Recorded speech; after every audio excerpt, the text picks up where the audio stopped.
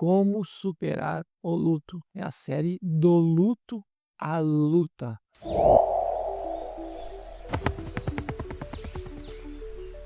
Olá, bem-vindo, bem-vinda. É uma alegria, uma honra ter você por aqui. Sou o Dr. Felipe Batistella, psiquiatra na área. E você já passou por uma sensação ou conhece alguém, uma sensação assim de luto, de perda grande, alguém que você amava acabou morrendo? Ou assim, espero que você não tenha passado, mas às vezes você conhece alguém e mesmo que não conhece, você se sente pronto para consolar um amigo seu, um familiar seu que acabou de perder alguém muito querido. Essa sensação de luto é inevitável. Todo mundo vai passar por isso um dia. E se você até passou ou às vezes ainda sente demais, parece que a sua vida acabou depois que alguém que você ama demais se foi, então já se inscreve aqui no canal, porque a gente vai começar uma série sobre como superar o luto. É a série Do Luto à Luta. Como seguir em frente, como aprender a consolar, como se sentir consolado, como lidar com aquele medo, com aquela insegurança. O que vai ser da minha vida agora? Meu pai, minha mãe, meu marido, minha esposa, eles eram meu chão e agora o que eu faço? Doutor, você não sabe, às vezes eu perdi meu filhinho, não é certo isso, quem é mais novo falecer. Como que a gente lida com essas situações diversas? E você também vai entender hum, que não é só o luto, ele não acontece só quando alguém falece. Grandes decepções pode gerar na sua mente uma fase de luto, de tristeza extrema. Imagina, o impacto do luto de uma traição, de uma grande calúnia que fizeram, alguém que você confiava, caluniou você, deu um golpe em você, traiu sua confiança, expôs algo muito íntimo seu. O luto pela perda de um grande emprego, por não ter passado numa universidade, num concurso tão sonhado. Isso gera sim uma fase de luto, e se você não aprender a lidar com isso, existe um risco muito, muito grande desse luto virar patológico, ou desse luto evoluir até para um quadro depressivo ou um estresse pós-traumático. Faz sentido? Então, já de novo, tasca o cérebro aqui no curtir, né, no like, já encaminha esse vídeo para outras pessoas. Se você não é inscrito aqui no canal, se inscreve, porque o que você vai aprender aqui não se ensina nos consultórios, infelizmente não se fala nisso, e são ferramentas que fazem toda a diferença para você passar por essa fase de trevas que cedo ou tarde alguém vai acabar passando aqui na Terra. Tem gente que fala assim: "Ai, doutor, credo, nem falar nesse assunto". É melhor ainda se você não estiver passando por isso, porque daí você vai estar com a mente, ainda mais, neutra para aprender isso. Mas se for o seu caso, que está vivendo agora um momento de luto, o que você vai escutar aqui vai transformar a sua vida, vai te trazer uma esperança, uma luzinha no fim do túnel. E você vai aprender a honrar a memória dessa pessoa querida que infelizmente já não está mais viva perto de você. Ah, mas assim, vocês que são da medicina, vocês acham que essas coisas dá para estudar em livro e a ciência é muito fria para tratar disso? Eu sou psiquiatra, mas eu aprendi a lidar com o luto da pior forma possível. O que eu vou ensinar para você, eu ensino para muitos pacientes meus no consultório. Antes mesmo de eu me formar médico, em 2010, estava no meio da faculdade e aconteceu uma grande tragédia na minha vida. Meu pai foi morto. Ele não morreu, ele não estava doente. Eu recebi uma ligação de amigos falando assim: ó, arruma tuas malas agora que alguém vai passar e pegar você aí no seu prédio e vai levar você lá para o interior de São Paulo. Na hora eu perguntei: "Mas o que que aconteceu?". "Ah, teu pai não tá bem". E eu perguntei: "Ele tá vivo ainda?", porque na minha mente, assim: "Será que eu vou ter tempo pelo menos de despedir?", porque é terrível quando alguém morre, mas é mais terrível ainda quando você não tem tempo nem de despedir da pessoa. Aí na hora meus amigos não preferiram me falar, foram falar só chegando lá na cidadezinha, é onde ia ser velado meu pai, e eu descobri que Gentil de Oliveira, meu paizinho amado, tinha sido morto lá no Mato Grosso. Ele acabou sendo alvo de uma emboscada. Uns bandidos, uns bandidinhos aí, eh, que ficaram sabendo que ele carregava algo lá de valor e nem era de valor assim. Mas enfim, abordaram o carro dele, deram uma gravata nele, ele caiu, bateu a cabeça e depois levaram ele para o meio da soja, terminaram golpes de arma branca e deixaram ele jogado lá. Eu passei por algo terrível, terrível. Ainda bem, talvez assim, se não tivesse acontecido isso, se uma das namoradas dos bandidos que viu aquilo acontecendo não tivesse ficado angustiada e feito uma ligação para a polícia e a polícia conseguisse ter pego esses caras, esses bandidos, e depois ter ido lá achar onde que estava escondido o corpo do meu pai, talvez eu nunca teria sepultado dignamente meu pai. Talvez eu vivesse com aquela sensação assim que qualquer hora ele vai aparecer e eu vou perceber que foi tudo mal entendido. Mas eu tive essa dolorosa oportunidade de meu pai ser encontrado, ser levado lá para o interior de São Paulo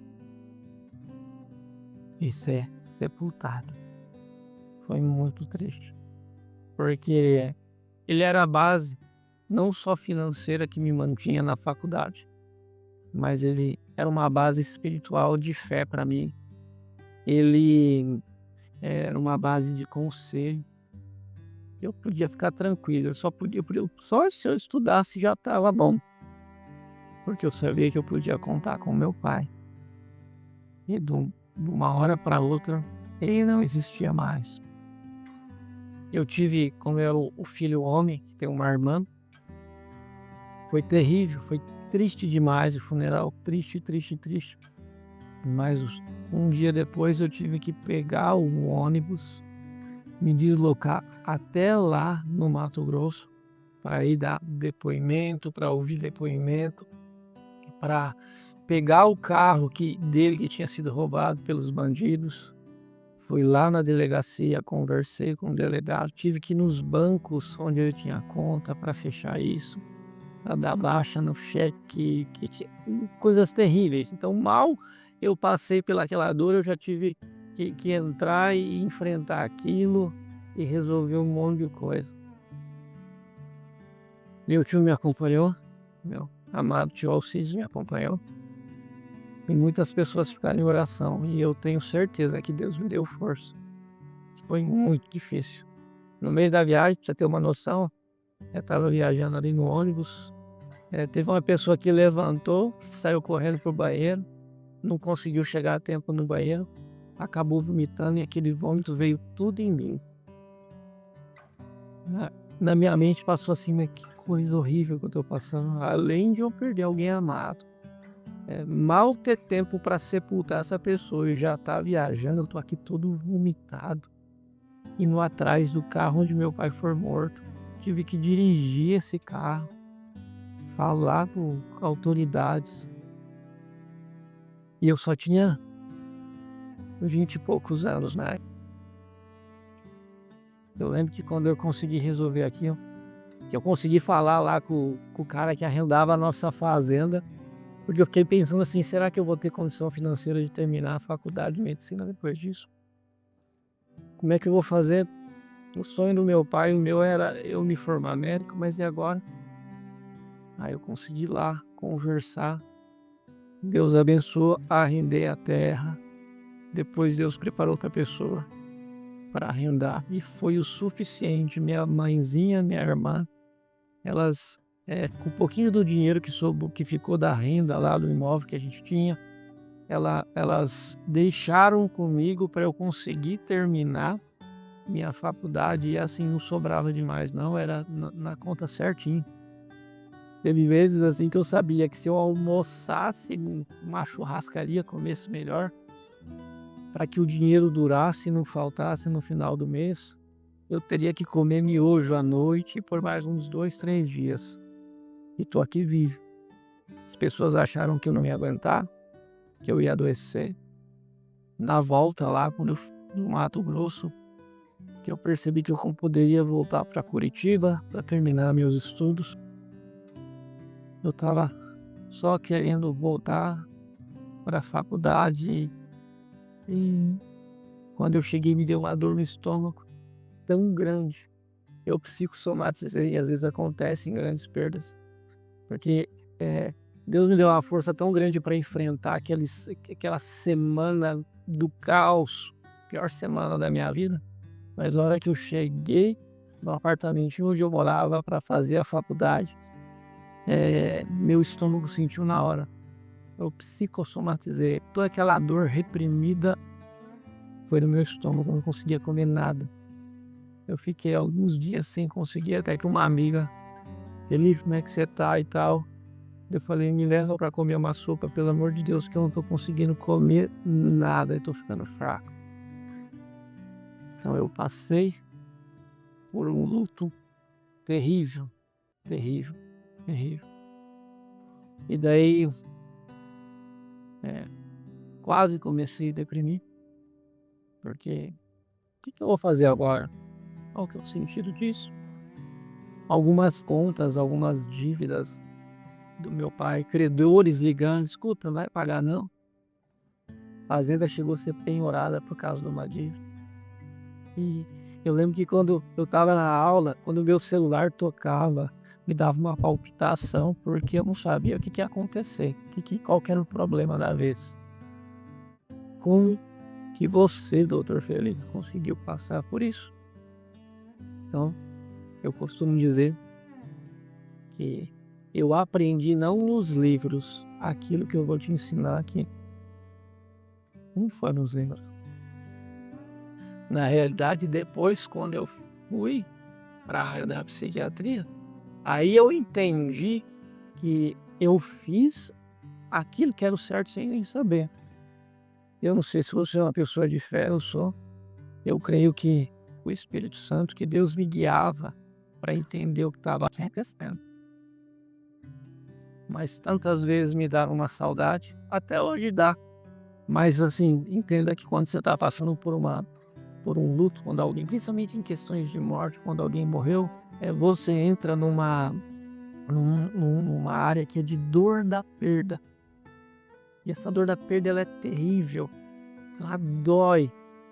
Só que se você fizer as coisas certas, essa dor da perda, ela vai descendo aos poucos para o nível de dor da saudade. E se você continuar levando a sua vida da forma que eu vou te ensinar, da dor da saudade, ela vai para o nível de saudade, que de vez em quando dói, mas na maior parte do tempo ela fica no nível de saudade, de um saudosismo, de você lembrar, às vezes até escorrer a lágrima, mas você saber que você está no caminho certo.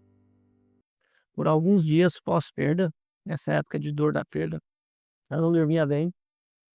Se tem algo errado que você não deve fazer e não deixar acontecer com você, é quando você tem uma grande perda, e você fica sem dormir, alguém vai fazer o quê? Querer te dar um tarja preta, um calmante tarja preta. Não tome. Já tem estudos científicos que falam que se existe um momento da vida de uma pessoa que é saudável ter insônia, é na primeira, segunda semana pós uma grande perda. Porque se você tomar um tarja preta, que vai acontecer? Ah, mas a pessoa está passando mal. Essa dor precisa ser sofrida. Ela precisa ser sofrida. Porque se você toma um tarja preta, claro que se você já faz uso aí desses tarja preta, você não é uma época que é para você parar, mas também não deve aumentar a dose. Se você não toma, não use. Se você usar um tarja preta na fase de maior dor do luto ali, a tua mente ela vai reprimir aquilo e vai aumentar muito o risco de depois de um mês, 2 meses, você desenvolver um transtorno de estresse pós-traumático, onde você vai ter flashbacks do ocorrido, memórias muito vivas, como se tivesse acontecido agora há pouco. Você vai ter uma revivência, uma rememoração dolorosa dos fatos, vai ter, sinais adrenérgicos, vai ter muito gatilho que vai te dar palpitação, dor no peito, falta de ar, calorão, calafrio. Sabe? Os flashbacks, eles vão ser cada vez mais reais. Então, não use tarja preta quando você passar por uma grande perda. Ah, mas não é certo a pessoa ficar sofrendo assim e tal.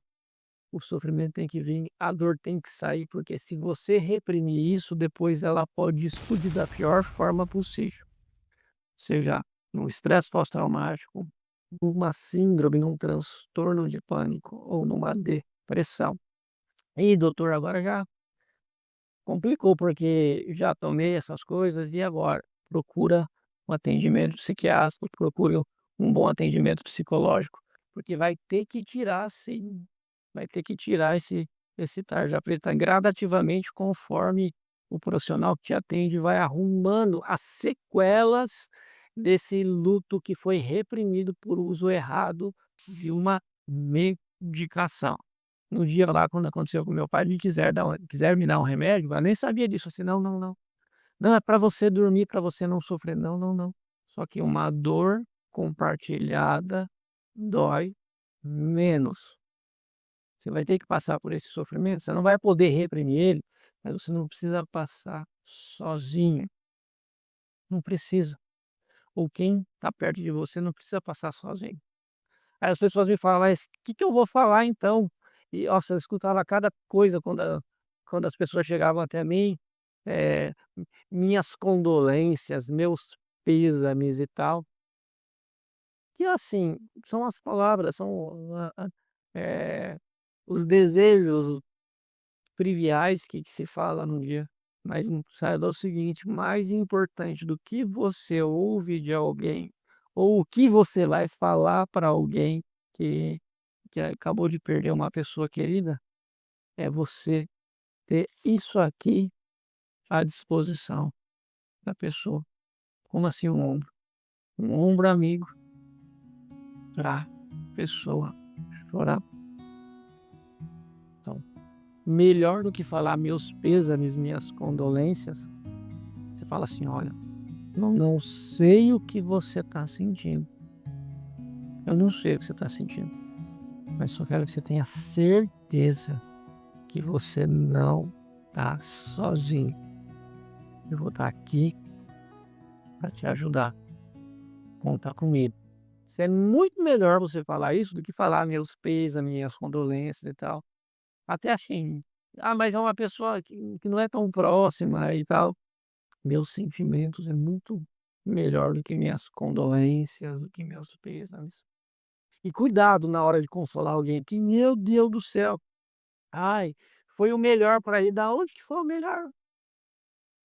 Da onde que é a melhor coisa na hora que você tá mal? Ah, a melhor coisa que aconteceu com seu pai, com seu filho, com sua mãe, com seu marido, com sua esposa foi morrer? Gente, não é hora de entrar no que foi melhor, do que: "Ah, isso daí vai passar". Não, não, não, não. Então não tenta consolar errado. "Ah, mas eu tive uma grande perda também. Ah, eu já passei por isso". Não é a hora de você falar isso para a pessoa que está sofrendo a dor aguda da perda, a dor aguda do luto. Até porque dor a gente não compara.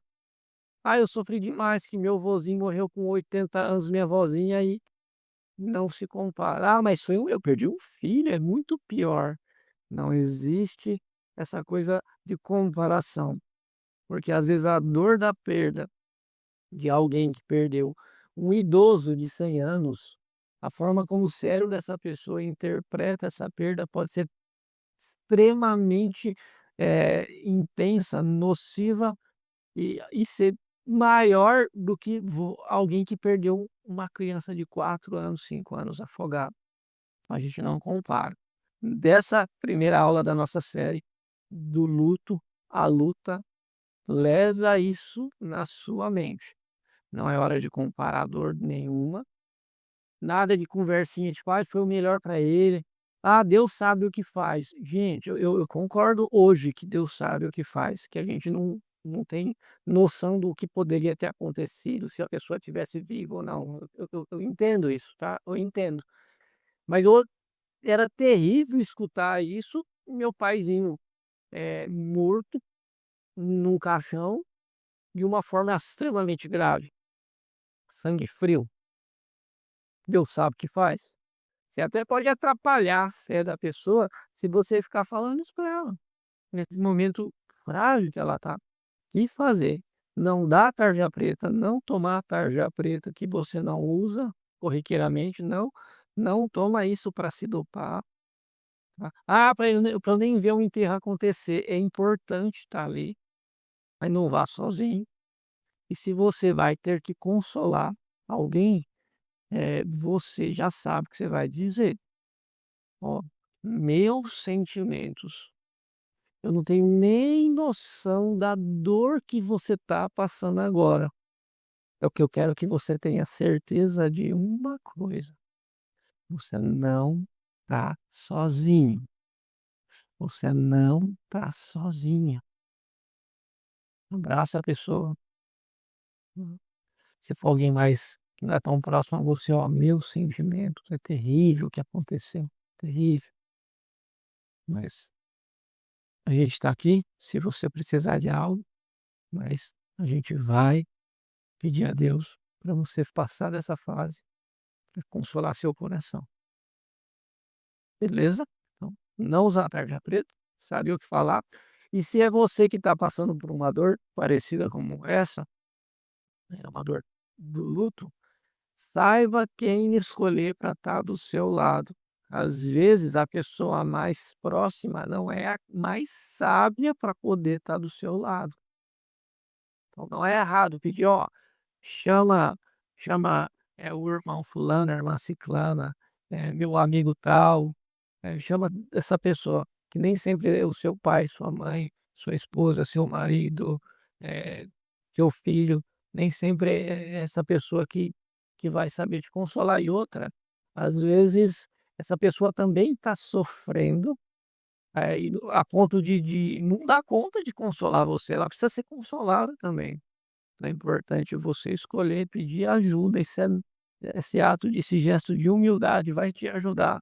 Você pedir ajuda para uma pessoa mais sábia para estar perto de você durante todas as horas ali de vigília, do funeral, do culto, da cerimônia religiosa que tiver, para caminhar do seu lado, estar junto com você no carro, até chegar lá no cemitério para estar junto do seu lado, até o momento que você vê o caixão descendo, que você vai dar o último tchau. Tenha alguém adequado, inspirado, sábio para estar do seu lado. Não é errado pedir ajuda, não é errado. "Ah, mas eu não quero nem saber, nem fui para o cemitério". Você vai ter nessa série do luto à luta, você vai entender que esse processo, da despedida lá no cemitério é importante, mesmo que você não tenha feito, tem uma forma de arrumar isso aí que acabou não acontecendo. E tem pessoas que até foram lá, mas não conseguiram fazer daquele momento um ponto final na história que você tinha com aquela pessoa que se foi. Aí, se você não aprende a colocar um ponto final para virar página e começar a escrever no livro da sua vida uma história diferente, com os ensinamentos de quem se foi, mas uma história diferente, aquilo que deveria ser o ponto final vira uma reticências e a sua vida fica fúnebre por 5, 10, 15, 20 anos, como eu já atendi pessoas, 30, 40 anos. Doutor, parece que depois que fulano de tal morreu, meu pai, minha mãe, parece que eu morri junto. Parece que eu não posso ser feliz. E você continuar em frente não quer dizer que você está traindo a pessoa que morreu. Ou você acha que essa pessoa que morreu ia gostar que você tivesse morrido mais que ela, virado um morto-vivo, um zumbi. A gente, entre aspas, trai, desonra quem se foi quando você se torna mais morto do que a própria pessoa. Como assim mais morto que a própria pessoa? A pessoa pelo menos morreu de verdade. Você que às vezes vai se tornar, ou até hoje, virou um morto-vivo. Porque o legado de quem se foi, às vezes está vivo na memória de muitas pessoas. Mas se você deixou de viver a sua vida, você não parou com o seu legado. E você começa a desonrar quem esteve do seu lado, quem compartilhou de momentos incríveis com você. Então, não faça isso. E parece que o caos já aconteceu e agora o que que eu faço? Mas como é que eu vou voltar a viver? Como é que eu vou fazer isso? E para quem vai gente, tem cada tipo de pergunta, coisas que você não deve falar. "Nossa, o que que vai ser de você agora? Ai, coitado, como é que vai terminar? O sonho do pai dele era fazer medicina. Ai, e agora, como é que vai ser? Ai", eh, a pe não traz mais problema na cabeça de alguém que pelo amor de Deus, não já tem problema demais acontecendo. "Ai, quem que vai ficar com os bens agora? Como é que vai ser a divisão da herança?". Gente, aprenda o seguinte, tem gente que é muito sem noção. Tem gente que tem um prazer de da dor alheia. E tem gente que é só sem noção mesmo. Curiosidade: "Ah, sério que teu pai e tua mãe morreu com teu filho? Como que foi? Quantos dias que ficou internado? E aí, como é que faz?" E tal. E essas pessoas, eles ficam perturbando você. "E quem vai ficar com a roupa dele e tal?". Será que é certo ficar com a roupa da pessoa? Quantos objetos? Como é que faz isso? Como é que você volta e vê aquele quartinho arrumado, vê as coisas da pessoa que você amava lá? Que você faz? Doa para todo mundo ou não doa? É justamente sobre isso que a gente vai falar no nosso próximo vídeo. Então já se inscreva aqui no canal, compartilhe esse vídeo, acompanha comigo nessa série do luto à luta para você não ficar abatido, para você não perder a luta do luto e aprender a vencer, a ir à luta para vencer a sua vida. Já se inscreve aqui, transborde esse conhecimento das outras pessoas e no próximo vídeo eu vou te ensinar como que você lida com comentários errados, como que você faz com as coisas que sobrou da pessoa. Então, vejo você no próximo vídeo.